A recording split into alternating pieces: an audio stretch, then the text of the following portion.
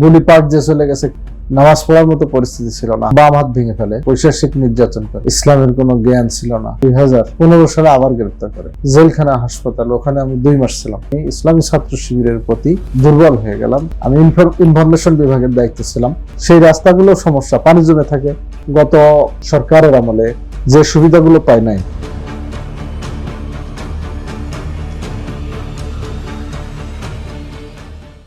আসসালামু আলাইকুম ওয়া রাহমাতুল্লাহি ওয়া বারাকাতুহু। সুপ্রিয় দর্শক, উত্তরা নিউজের আজকের বিশেষ আয়োজন প্রত্যাশার ঢাকা 18 অনুষ্ঠানে আপনাদের সকলকে স্বাগত জানাচ্ছি। অনুষ্ঠানের পুরোটা সময় জুড়ে আপনাদের সাথে আছি আমি রাকিব ইদ্রিস। আজকে আমাদের সাথে উপস্থিত হয়েছেন বাংলাদেশ জামায়াতে ইসলামী ঢাকা মহানগর উত্তরের শুরা সদস্য ও উত্তরখান পূর্ব থানার আমির মোহাম্মদ ইসরাইল হোসেন। ইসলামী ছাত্র শিবির 2000 সাল থেকে সংগঠনে আছি। এই ছাত্র সংগঠনের অলৌকিকভাবে আমি চলে আসছি। এখানে আসলে আগের যে জীবনটা আমার ছিল, নামাজ পড়তাম না, কোরআন পড়তাম না, ইসলামের কোনো জ্ঞান ছিল না। মানে পারিবারিকভাবে আমরা ইসলামের জ্ঞান ওইভাবে ছিল না। ইসলামের প্রতি, আল্লাহর প্রতি যে ভালোবাসা, এটা ওইভাবে ছিল না। যখন সংগঠনে আসছি, সংগঠনের যিনি দায়িত্বশীল ছিলেন, উনি আমাকে নামাজের ব্যাপারে বিশেষ তাগিদ দিতেন। যখন নামাজের ব্যাপারে তাগিদ দিতেন তখন আমার কাছে খুব ভালো লাগতো। পরবর্তীতে আমাকে কিছু সাহিত্য বই দিয়েছিলেন ইসলামের জ্ঞান অর্জনের জন্য, এবং কোরআন পড়ার ব্যাপারে তাগিদ করলেন। কোরআন আমি পারতাম না, সংগঠনে আসার পরে কোরআন শিখছি, কোরআন তেলাওয়াত শিখছি, এবং আমি জোরে জোরে কোরআন তেলাওয়াত করতাম। এই জন্য আমি ইসলামী ছাত্র শিবিরের প্রতি দুর্বল হয়ে গেলাম। পরবর্তীতে সংগঠন আমাকে কর্মী বানালেন। মোটামুটি আমি সংগঠন বুঝলাম, আবেগের সাথেই বুঝলাম। বোঝার পরেই আস্তে আস্তে সংগঠনের বিভিন্ন পর্যায়ে দায়িত্ব পালন করেছি। আমি থানা সভাপতি ছিলাম, থানা অন্যান্য দায়িত্ব পালন করেছি। সর্বশেষ জেলার বাইতুল মাল প্রকাশনা সম্পাদক ছিলাম, জেলা সেক্রেটারি ছিলাম, জেলা সভাপতি ছিলাম কুষ্টিয়া। তাতে অনেক দায়িত্ব পালন করে পরবর্তীতে কেন্দ্র আমাকে নিয়ে আসে। কেন্দ্র থেকে আবার ঢাকা মহানগরী পশ্চিম নিয়ে কাজ করার সুযোগ হয়েছে, ওখানেও কাজ করছি। 2012 সালে আমি ঢাকা মহানগরী পশ্চিমে আসার পরে গ্রেপ্তার হই ডিবির কাছে। স্ট্রিং অপারেশন আমাকে ওখানে অ্যারেস্ট করছে। আমি ঢাকাতে নতুন আসছি, কিছু বুঝার আগেই অ্যারেস্ট করে ফেলছে। তখন আমি 10 মাস জেলখানায় ছিলাম। আমার বিরুদ্ধে 17টা মামলা দেওয়া হয়েছে, আমি কিছুই জানি না, নতুন আসছে। তারপরে আমি পরিচয় দিলাম আমি ঢাকা কলেজে ছাত্র, ঢাকা কলেজে আমি মাস্টার্স করছি। পরিচয় দিলাম আমি ঢাকা কলেজের ছাত্র, তারপরে আমাকে ছাড়ে নাই। আইডি কার্ড দেখাইছি, তারপরে ছাড়ে নাই। পরে নিয়ে যে আমার বাম হাত ভেঙে ফেলে, অনেক টর্চার করে, নির্যাতন করে, একদম পা থেকে মাথা পর্যন্ত তারা বেধড়ক ভাবে আমাকে পৈশাচিক নির্যাতন করে আমার অঙ্গ প্রত্যঙ্গ বিভিন্ন জায়গায় তারা আহত করে এবং বাম হাত ভেঙে ফেলে। হাসপাতালে ভর্তি ছিলাম। তারপর ঢাকা মেডিকেলে, জেলখানার ভিতর থেকে ঢাকা মেডিকেলে আমাদের ভাইরা সেখানে চিকিৎসার জন্য নিয়ে আসছিলেন। পরবর্তীতে জেলখানার ভিতরে, জেলখানা হাসপাতাল, ওখানে আমি 2 মাস ছিলাম আহত অবস্থায়। ওখানে আমার ট্রিটমেন্ট চলছে। ওখানে মোটামুটি 2 মাস থাকার পরে আবার সাধারণ বেডে চলে আসি। 2015 সালে আবার গ্রেপ্তার করে ওখানে আমি অফিসে যাচ্ছিলাম, মাঝে একটা মিছিল ছিল, মিছিল করছি।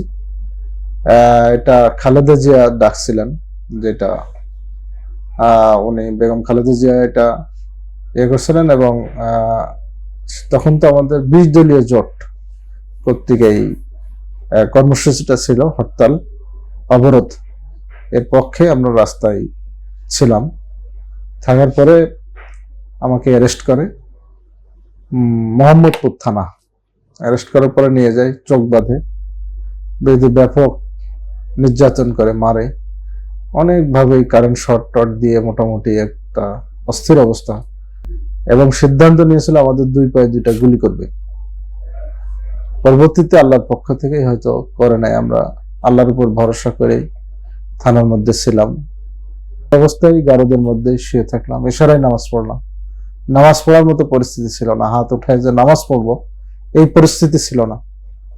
তারপরেও আল্লাহ তাআলা অনেক সাহায্য করেছেন আমাদেরকে। আমি ওই সময় দেখেছি যে আল্লাহর সাহায্য কিভাবে আসে।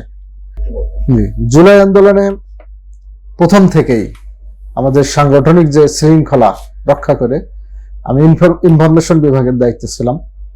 বিভিন্ন জায়গায় কি অবস্থা এবং সেটা পালন করতে যে অনেক সময় আহত হয়েছি, অনেক সময় গুলি পাট যে চলে গেছে কিন্তু আমার গায়ে লাগে নাই, কিন্তু অনেক ভাইকে আমি হেল্প করছি বিভিন্নভাবে হাসপাতালে নিয়ে যাওয়ার জন্য।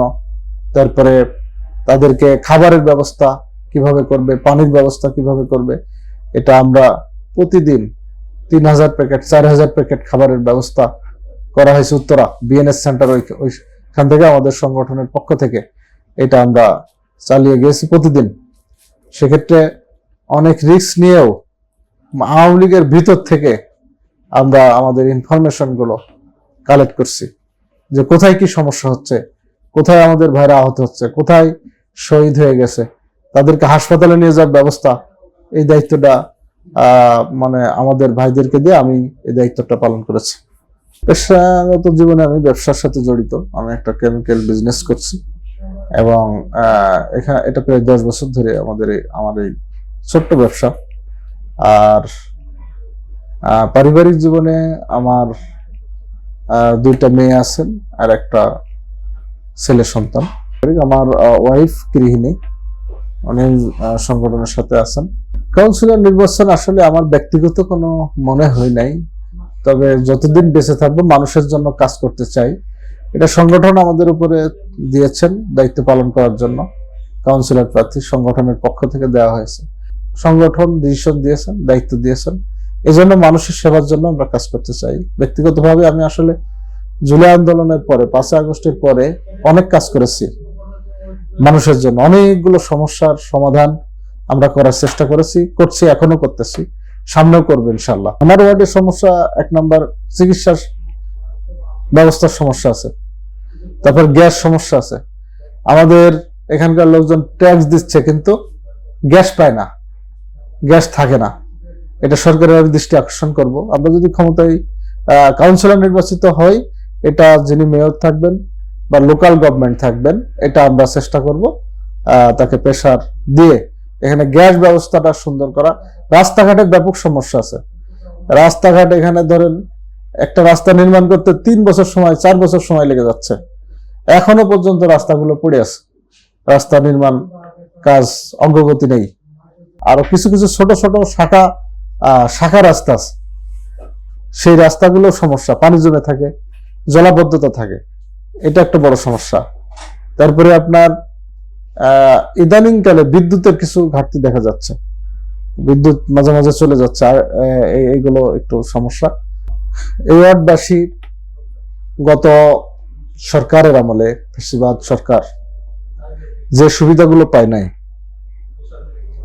এখানে যদি আপনার অনেক সরকারের অনেক বিভাগ আছে, যে বিভাগের নামগুলো জনগণ জানে না। যুব ক্রীড়া মন্ত্রণালয়, যেটা যুব বিভাগের জন্য অনেক গুরুত্বপূর্ণ, সমাজ সেবা মন্ত্রণালয়, সমাজ কল্যাণ মন্ত্রণালয়, এটা কিন্তু জানে না।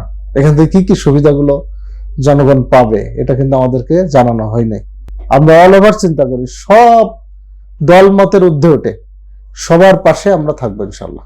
দর্শক, উত্তরা নিউজের আজকের বিশেষ আয়োজন প্রত্যাশার ঢাকা 18 অনুষ্ঠানটি এখানে শেষ করছি। দেখা হবে আবারও নতুন কোনো মুখ নিয়ে, সেই পর্যন্ত চোখ রাখুন উত্তরা নিউজে।